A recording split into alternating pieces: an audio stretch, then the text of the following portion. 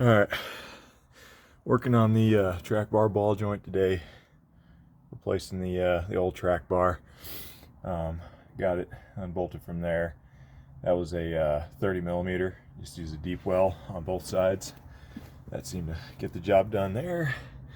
And then over here, you're gonna need a ball joint press. And the threads that are normally here, you're gonna have to cut these off with an angle grinder. And then I just smoothed it out a little bit, so it made it easier for this part to press against it without sliding all over the place. It's going to take quite a bit of force. Make sure you got one of the big cups over here so the ball joint can slide up here, and then just go to town. I'll show you once I got it out, and then I'll show you when I get it back in too. Okay, so I got it out now.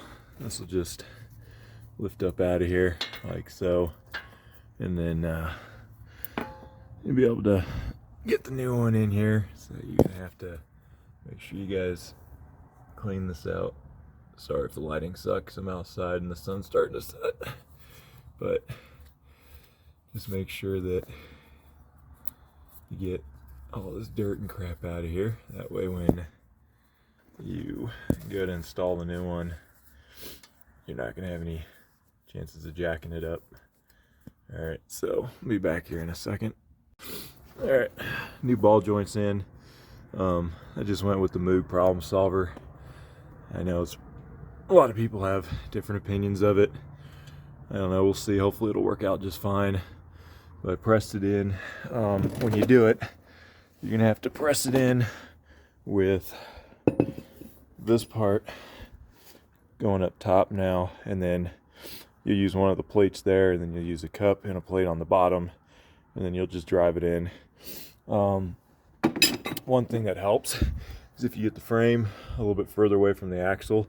I used a high lift jack, and I just jacked up from my brush bar point, and I just lifted up the frame from the axle, and that worked out pretty well. So yeah, we'll be back in a minute after we get the new track bar on here. Alright, so here's the new track bar. This one's just a rough country one, but man, I'm tell you what, this thing is way bigger and beefier than the factory one. I mean, there's no doubt that this is going to be strong enough. Kind of hard to tell in the video, but it is definitely a big difference. So let's go ahead and slap this one in, and then show you what it looks like when it's done. Alright, got it all installed.